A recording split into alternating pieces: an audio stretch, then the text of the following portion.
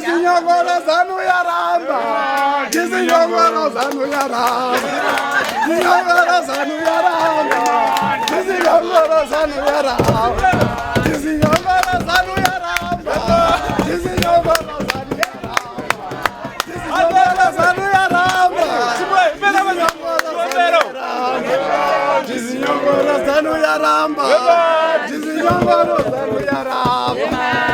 Nyongoro zanu yaramba. Nyika ina haina mambo machinda. Haina mambo machinda, haina mambo.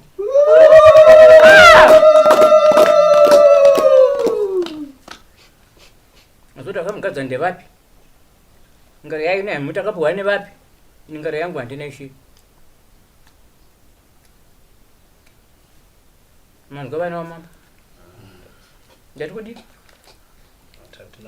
Andina mambo. Kuba akatenga ushe wake pana ndimuzive. Akapowa izvi nezvizvi ndezvake. Kune zviripo kune zviyi ndezvake. Makomo ese ari kutengesa pamapadza ndezvake. Saka nhasi vana vashe kutenda ndigoni kukutendai.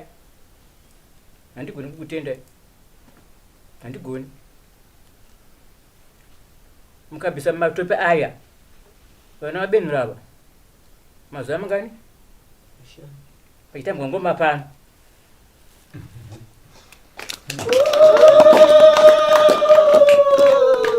Kwa kuitwa manje neuya arikanzi ndiye mambo wedu zvasiyana nezvakudhaya. Magadzirirwo akaitwa kunzi wamambo zvasiyana. Takatoshama kuti kozviko zvinyowani. Zvazvepati here kana kuti zvehurumende iZimbabwe yese. Zvino zvedunhu redu rineri hatidaro. Mwana uyu hongu akauya achiti ari kwaBungu. Bungu munin'ina wangu inini ndini benura mturike. Saka mwana uyu akauya ari kupi? Ari kwaBungu achiti ndini Bungu. Ko Bungu wabvumirana vamwe wako here hongu? Hapo pakuzogadzwa manje bendura mwana wabendura mukuru zvamunetsawo. Iye Bungu mwana wacho kwaBungu zvavanetsawo. Ukwachidya zvavanetsawo futi. Tashaka kuti ko zviri kurevei. Mwana uyu agara achiti ndini Bungu akaenda kunogadzwa nehurumende neZimbabwe. Akagadzwa neZimbabwe. Zvino iwo kaisa atigadzwa neZimbabwe. Isi tinogadzwa nedzinza redu. Tozonopira kuhurumende iri kutonga yese kutonga Zimbabwe yese. Kuti iwewe ndiwe mukuru wangu. Saka kuuya kwaari kuita kwaari kuuya sei? Isusu tinogadzwa nesvikiro. Sikiro ndo tigadza. Bendura. Ndibendura wacho sikira chono tateguru wedu ndibendura ndiye akauya muno mushamu. Achiwana dunhu rino rese. Zvino pakuzogadzwa kwakaitwa imanje. Isu totarisira kuti inini zvandiri mudhara wacho mukoma wacho mukuru wana Bungu. Ndichadanzwa kunzi uchiya kugadza mwana kuno. Handina kudanzwa. Ndimwanza. Haana kudanzwa. Kozvanzecho hanzi agadzwa nehurumende. Ko hurumende yakupindira futi matiri zvaita sei? Zvaita sei? Kuti hurumende ipindire zvatiri kutaura izvi. Chombo na zhanda. Munhu haafaniri kupinzwa nehurumende. Anogadzwa isu takataura vachiuya vachivenza government ichiuya takati tinogadzwa nesvikiro redu. Ndiro rinotigadza. Ndori svikiro riye rinotorawo mhiko yaro. Rinonesa mwana mvura. Inini mukuru wacho nenge ndiripo. Akagadza mambo ndiani? Ihurumende ndi Chombo. Taure chokodi kani? Ndi Chombo. Chombo nani? Na zhanda. Akagadza. Asi pachivanhu pedu Hapana. Ndinogadza svikiro riri kuziva here kuti riri kuziva here kuti ndiye ari kufanikwa. Svikiro riri kubvuma here? Riri kuramba. Saka mambo wani? Svikiro riri kuramba. takuti saka takati muno andina mambo aswe rudzi rwedu futi takuti ndimambo wegovernment saka siko rakati asi mambo asiri wedzimwe saka neimwe nzira mukuru kuti dunhu renyu rekwaChikwaka harina mambo hakuna mambo vakuno isisu handizvati kutaura kuti fakazonogadzirwa paipa zvasiyana saka muri kuti hurumende iite sei nedambudziko renyu tariturira kuti iuya munhu amakati ari kutitonga uyo hatimude isisu hatisi kuda kurwa munhu hatidi kurwa toda kuti tibve zviri peaceful auye munhu chaiye anokora kutonga hatisi kuda renyu here munhu zvakuzotaurwa kunzi haasi wedu anoerachi hanzi muriyewa here mene ana matemai isi tiri nzou zvino hatisi kuziva kuti zvakauya sei kuti agadzwe negovernment saka imi makamboisa nyaya yenyu kuna ani kwakatowanda handidi kuti muti komahofisi toda kuti nyika izive kuti makafamba ofisi ipi neipi kuti tizive kuti vanhu havazi kuita mabasa avo maofisi akawanda atakaenda kuministry ana July moyo nevamwati takati zvauya sei zvikanzi aiwa isisi hatinga kuti maita sei imi ndimawaridzi vacho saka munoda kuti kudii saka ti munhu hatimuzivi haana kugadzwa nezvatinoziva Minister of Local Government kanona pemene secretary wake akativimbisa kuti achadi vice permanent secretary akati tinotora action zvino but tatogara mwezi yatoo mwezi mishanu tabva ikoko hapana chiri kufamba saka maofisi amakaita ndei kwadii akaramba akati aiwa zviri kwamuri kana singadevi wenyu akati ofisi yangu haizvikwanisi ende kumusoro kuti bvai nekuti hatisiri takasina masimba kuti anzi ndimambo ami kwakanotenga umambo akaunganidza vanhu kuti vamundipemberere hapana mubana akanga aripo vaingone vana vaingotambawo zvavo pana handikuziva kuti kuna mambo zita rake aitonzi Murambiwa iye ari kutonga nasuro Murambiwa akanga arambwa nababa nzi mwana handi nhombo yasi yangu ati makateerera uyu mwana uyu ari kunzi haasi umire kwaChikwaka mukadzi akaya nenhombo yake uye ane mwana uyu ndokuti mwana unonziwo mwana haasi wepano saka paumambo waona kuti chodzwa pamusoro saka masano yake unotenga ushe chodzwa achimurasa ndakaisa kuna chipanga mazano ngaipanga mazano munhu uyo makamugadza sei pachigaro akati ateguri aiwa tati ngaatonge uyo anga aripo yanga iri mbavha kuri kunyepa ikoko zvaitirwa chodzwa izvi hakasi kokutanga sekuru wedu vainzi vabvunza vabai vakanga vatonga for 27 years vachitonga musi waakahwina akabva atiti isusu hatichakodzera chisiri imba yeushe takubvisai ikurehwa isusu vana Mwanza aminoti zvinomborevei zvaakaita chodzwa kusiya imba yachodzwa aifanira kupinda munin'ina wake akaisiya imba ndo zvaanongoita ari kungopota achitisaidzira kusaiti iyo opinda panyanga hapana waanotonga naye kune dzimwe dzimba anoda kungotonga ari ega ende matongero acho ari kuita tiri kutonyara nezvatiri kunzwa zviri kuitika munyika zvaanoita iye ari pauori hwakaipisisa kutaura chokwadi uori hwacho hwatiri kunzwa hwakanyanya saka isusu tatofara chazvinokuya kwamaita kuti haminoti dambudziko rinopera here chokwadi zviri kutirwadza kuti imba iyi baba vantu vanga vari nevanji wenyika ini nevanji mukuru anonzi dangwe ndodangwe ranga riri munyika muno mabvunza wabaya maChikwaka muno akatonzi isusu mhuri yake hatichapinda paushe futi hatipinde hanzi takubvisai zvachose simba racho haminoti akaripuwana hamino kana ndimi warume akaripuwana nesimba iroro zvaaita same thing nachodzova akamudaro kubva amudhaivhira kumusaidzira kumashure zvikanzi ndindapo hati manzwa tateguru achitaura kuti mwana akauya ari kumusana zvinoreva kuti akauya namai vake baba vake haasi matemai muri kuzoona kana takutaura chokwadi munhu akangopindawo zvake. Isusu hatigoni kutongwa nemunhu mutorwa. Isu tine rudzi rwedu, tine dzimba dzakawanda zvokuti itsozvo akabvawo pano kana isu togona kudzoka futi paraundi, handiti? Saka izvi zviri kutibaya varume, zvinhu zvinotirwadza. Tinoda kuti nyika yedu ite zvakanaka. Saka mvura isiri kunatsoinaya zvakanaka, munomu hamuna kugara zvakanaka.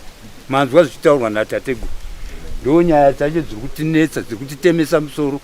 Ende nyaya dzeuori hatidzidi, hatidi kutungamirwa nemunhu anoita zveuori. Toda munhu ari straight, anotonga akatsiga, anonatsonzi apo pasvika Ishe. Umambo hwangu muna Chikwaka uchigadza Ishe antoya pano ora vanhu vachitamba jungwe kutanga dina nekuriko ndotora upwezviyo ndotora ivhu ndofumbatisa mwana ndopinda naye mwana mumvura takadai akabuda akanyata haasi Ishe, akabuda akaoma ndiye Ishe. Kuti mukomana asvike ipapo ndakaronga vana vangu vari vangani vari vatatu apa. Iye uyu anga ari kupedzisira, chodzwa ndiye anga ari kutanga, nekuti uyu mukomana aripo nhasi wakatonga rungani ruviri mumba yavo yabungu kangani uyu anga asina mvume kudi yokutonga uyu. Nhasi asvika apa akandozonoba umambo apa, iye apa pamberi chodzwa mumashure. Kwakazonotenga uko akatenga kunani kanapuwa nani handizivi. Nyaya iyi seniwe mhepo ndataura kwa vana vangu apa ndikati mwana uyu aba pfuma achiti mbonhu akaita umboyi iye asiri mboyi, saka ndimamborudziya kuda pfuma kunda vanhu. Ini ndandine chikumbiro kuhurumende yedu kubva musi wagadzirwa iye ari kuzviti KwaChikwaka. Tine kwakawanda kwatakafamba tichipikisana widzo dzokuti haasiri iye ari kufanira kunge ari mambo zvichibva nekusvikiro redu. Saka hatina connection imwe chete yatakaona iri kutorwa kusvikana nhasi, hapana connection yatorwa. Saka isusu zvakutotinetsa kuti chambowo chirudzii. Vanhu vatiri kutungamirawo mumusha muno vanenge vachingoti ndimi ana matemai vacho vamwe chete, takuzodzwawo nyaya dzisiri dzedu. Vanhu vese vari kutambudzika, vanhu vese vamuri kuona, vanhu vese vari kumbunyikidzwa. Akangofunga kuda mari anongoenda kune vanhu vakatengeserwa nzvimbo vaiva onoudza ndakupwanyirai vobhadhara mari, akagaragara anodzokera futi ikoko achinopiwa mari. Masabhuku ezvino zvari kumbunyikidzwa akatorerwa usabhuku uchipiwa vamwe vanhu vatinoziva kuti havasiriwo vaifanira kunge vari masabhuku. Kazhinji kacho vamwe vacho vatopiwa ndeve opposition, ndo vamasabhuku ezvinozvi. Masabhuku chaivo chaivo akabviswa, umbo hwacho tinawo hwakakwana nekuti mamwe masabhuku acho tinawo pano. Saka tokukumbira hurumende kuti kana zvichibvira, kana zvichigoneka nekukasika, ngaitibatsirewo itibviserewo mambo uyu, mambo Chikwaka uyu, nyika isati yanyanyonyangara. Izvozvizvi munoona kuti ingo yatinayo yekukambena.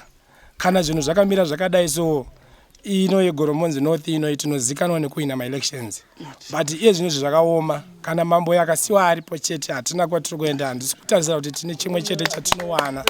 Saka dai zvichibvira, dai zvichigoneka tisati tasvika kumaelections, hurumende yanga yagadzirisa munhu abva tahwinawo maelections sekuzikanwa kwatinoitwa nenyika yese nemapurezidendi yese kuti isusu kunoku Goromonzi North tinohwina zvine mutsindo. Asi kana pasina kugadziriswa apa, ndiri kuona kumberi kune rima. Madzimambo apo nzvimbo kune marinda asi agiri mugomo rangu nemakuva edzinza revana vangu Mushe. Chechipiri akatonga nyaya dzake dzepasi dzimakuna kuna hasvike.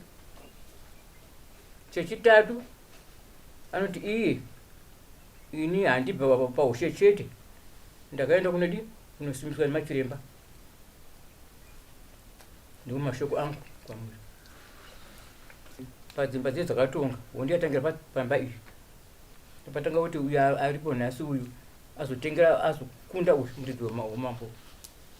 Nyika yakaita aiwa nhasi mugomo ngaashitonga chodzwa uyu ndobva anoita kutenga. Saka nhasi mukomana anga anhu ngaaraswe kunze kumushawo. Kune makore mangani anokwana mana nyaya dziri pedyo. Ndikatopuma kuti avakomana uyu asi mambo wangu aripo, vachienda kunesa kumatare kuti uya mutigadzirisa apa vanga chingodi vachingoverengera vagadzira matare ekushuwa. Ini ndakuda kuti zita raakasvipisa iro ngaaripeka, ngaaripe kuti umambo upinde pamwana uyu. Anoti painibenura pano. Mukomana uyu nchokutanga vakomana ane mombe yakaripwa neva machinda akatadza munyika muno. Nhasi akairambira uko yangu ini. Kune mombe yakabva kune vedziva remvura uko. Mombe nezviyu nejira anazvo uko. Akati uyai mutore zvinhu zvenyu pano kudaro homwe yangu.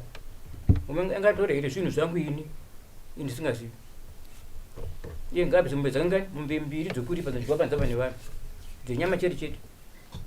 Ndakatamba zita rani renyu abinura ndinemo ndisiri mambo. Iye ni pachangu panapa ndakasvotwa nemwana wakabungu. Akarwara ndikamurapa pano. Nhasi akumutsika mbai. Nondirwadza machini. Mwana aida kufa mwana. Ndamurapa pana apona akutama nezita rangu. Ndimambo Chikwaka. Zvakaripa zvese hapana chiri pano. Mombe dzake mbiri dzinodyiwa nenyama nevanhu. Ini handidyi nyama.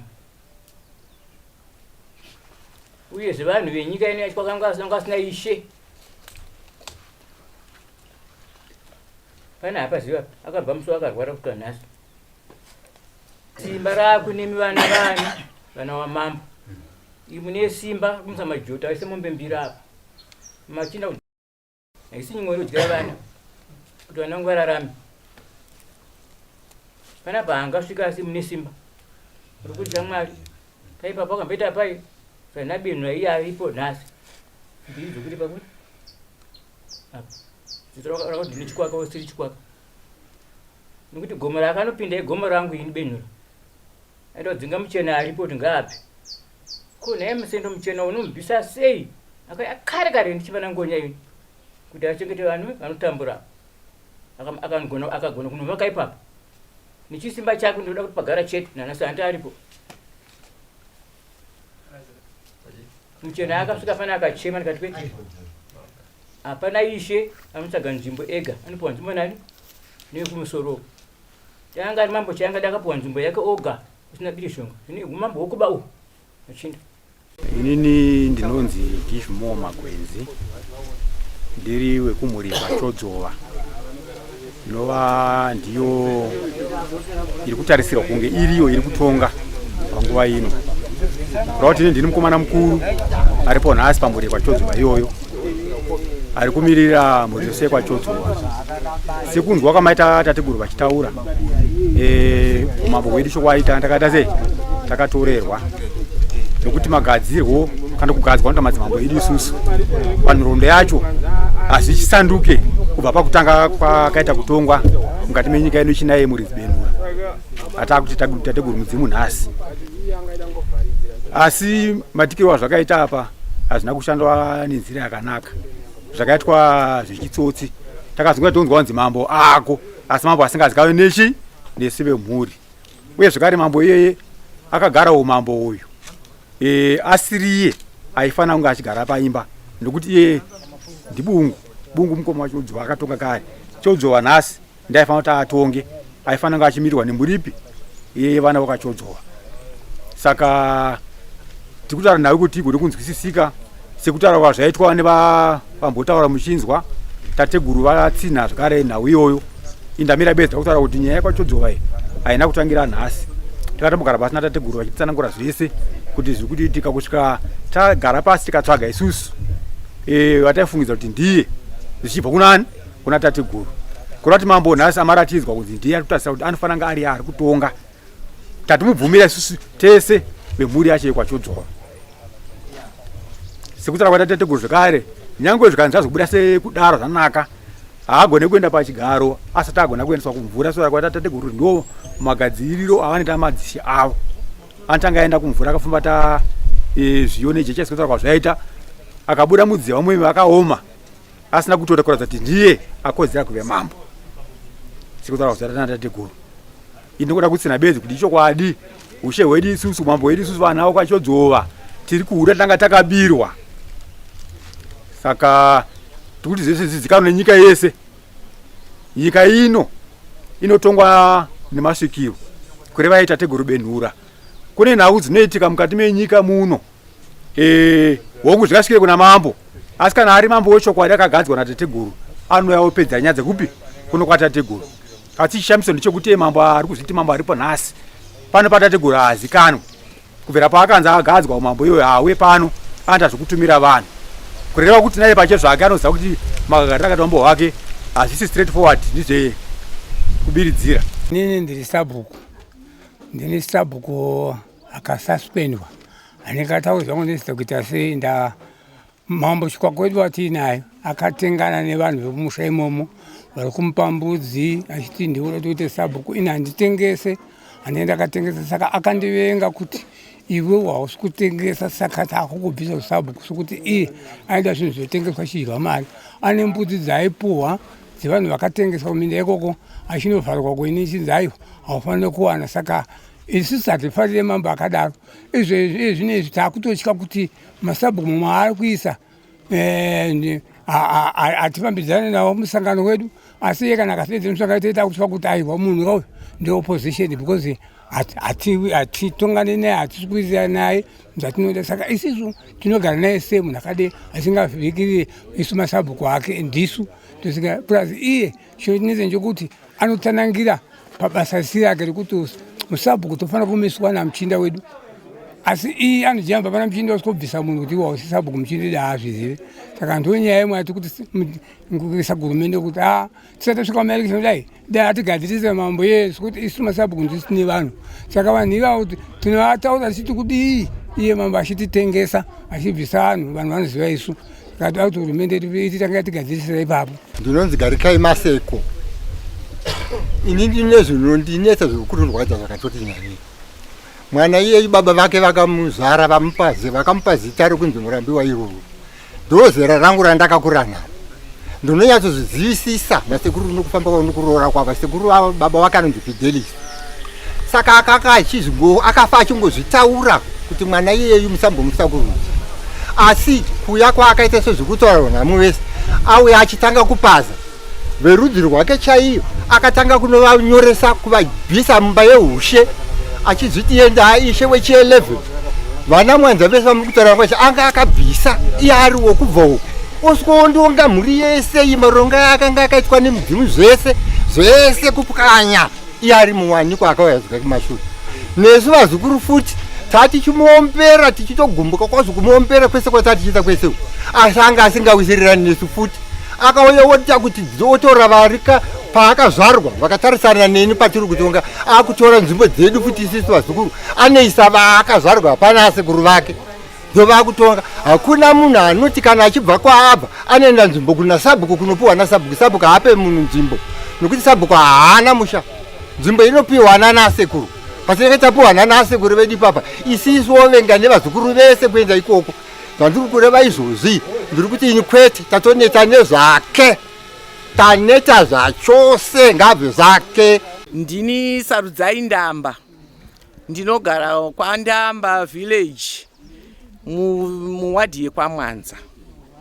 Inini ndiri kuda kutaura nenyaya yamambo anonzi Witness ari kuzviti wekwabungu. Ndiye wandiri kuda kutaura nezvake. Uyu Witness nhoroondo yake ndeyekuti mwana akauya atori mudumbu raamai vake, haasi wematemai. Baba vematemai ndo vakatora amai ava. Amai ava vachibva vataura kune murume kuti ndine nhumbu. Baba ava vachibva vataura futi kune hama dzavo. Asi chakazoitika ndechekuti baba vakazotsindidzana nemukadzi wavo kuti mwana uyu asazobuda rudzi rwake kune vamwe vanhu, angonzi ndiwo matemai nekuti akazozvarirwa ipapo. Saka vematemai ava vamwe vacho vana vadika vana kuziva kuti munhu uyu haasi wedu. Asi nhau yakazoitika manje ndeyekuti mashure mekuti agadzwa zveumambo izvi, tateguru vakazotanga kubvunza kuti kunhee vakomana, ko munhu akukudyirai ushe uyu munomuziva here? Vana vakati ko zviri kufamba setinongonzwawo semafunga-funga. Zvikanzi aiwa ka mwana uyu anonzi mubva ndiripo, kana kuti mwana akauya ari mudumbu ramai vake. Mwana wezita raainaro rekunzi Murambiwa nderekuti akarambwa nababa vake ari mudumbu akazoenda kuna mumwe baba, zvikureva kuti stepfather ava vakazove ndiwo vakazonzi ndiwo baba vake achibira ushe weKwaChikwaka. Saka nhasi uno VaKwaChikwaka vari kuti kweteka isisi hatingadyirwe zvinhu zvedu naMurambiwa, asi akarambwa nenhumbu nababa wake.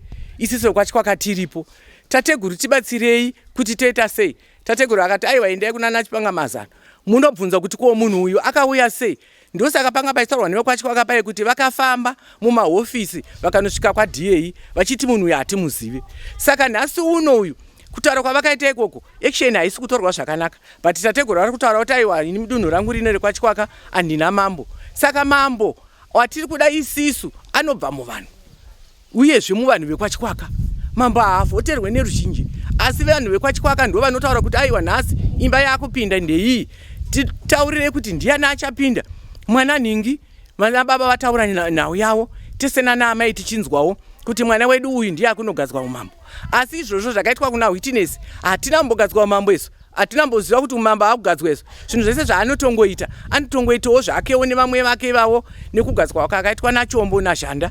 Ende Zhanda naiye Witness vane ukama hwekuti Witness akaroora hanzvadzi yaZhanda. Saka vakatongoita zvekuba zviye zvokuti Zhanda panguva iyoyo akanga ari MP akabva angotora izvozvo zvaari nechisimba chake achishandisa futi chisimba chekuti sekuti ndiri mumwe musangano hapana anondiita sei anondibvunza. Saka isu tiri kuti aiwa Witness ka nekwaakabva nevakakambomugadza, isusu tiri kuti tateguru vakati vanogadza vega. Vakati ndine ndoro yangu yandinotanga kugadza kupfekedza mwana wangu anenge aitwa nemazvo abva mudziva, ngondo ichirira, vanhu vachitamba, vakaranga vachipururudza, kwete zvakaitwa izvi kunogadzirwa ikoko kwaakagadzwa ikoko.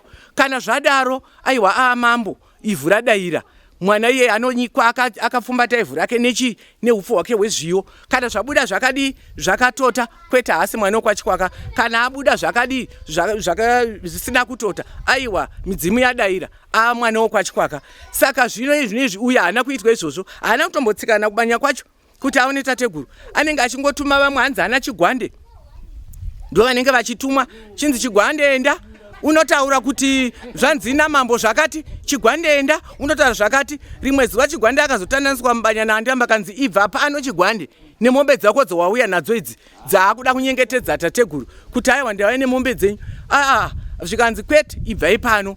Akatoona zvinhu zvatomuipira ipo paari so ari kutoziva kuti zvinhu zvatodii zvatoipa. Chigwande akanzi iwewe Chigwande imba yenyu imimi yekwaururu haipinde umambo nekuti muri vana vemhepo makatoterwa kumaZululand kwamakanga maenda nemhepo yakazoti vana vedu vapambwa, vana ava ndobva vazouya kuno kumusha. Saka imimi makapambwa kumaZululand hamuna umambo. Ndosaka muchiona Chigwande achingoti mambo apinda anenge aripo, mambo apinda anenge aripo, hapana kwake cheko kwaanoti uku ndo kwangu. Saka isu tiri kuti mambo uyu ari kuzviti mambo weKwabungu, vana veKwabungu vakatotorerwa umambo hwaune munhu iye paanotonzi abva ndatobva nekwaari kugara kwese kuIvory kwaakaenda uko ngatobva abva ikoko kunodawo kugara mambo watinenge tasarudza isusu sevanhu veKwaChikwaka kuti zvakamirawo sei. Saka muri kuona tiri kutaura kudai nemadzimai ari kuseri kwangu aya vari kutoda kuziva kuti mambo watinoti ndiye mambo ane chokwadi ndeupi. Saka tiri kuti veKwaChikwaka ngavagadze mambo anozikanwa anozobuda pachena. Takutaza kuti Second Republic tigadzirwa zvinhu zvakadai nekuti akapinzwa nebackdoor pagovernment yakambengere yekutanga iyi. Handiti zvaakapinzwa through Zhanda naChombo. Handiti Second Republic itigadzirirewo nekuti munhu aitenga ushe. Handiti kutenga ushe zviri kudisappruvwa navakuru ava nekuti ndo vanotoziva kuti hairakashi yakamira sei. Handiti zvichibrancha so. Saka tiri kutaza kuti amunangagwa vatase vatigadzirisirwe ipapo. Svikiro anabvumirana naye. Svikiro atibvumirana. Nokuramba kuti handimuzive. Haana kunyika mvura pane zviga zvakawanda. Zvinoitwa anopindwa mvura agobuda ari akaoma. Saka aitiza maprocesses. Hatina ukama naye. Hatina ukama naye. Saka vakatigadzirirawo president ipapo tingafare nekuti titokuona machanges akawanda. Saka ngavatigadzirire ipapo. Nyaya iripo ndeyekuti muriwo vari kutitonga ava hatisi kuvada, vane vanhu vavo nekabhineti yavo pasinayo, hatisi kuvada.